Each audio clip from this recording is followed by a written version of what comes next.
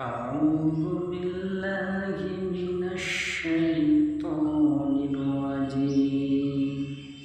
بسم الله الرحمن الرحيم تبت يدا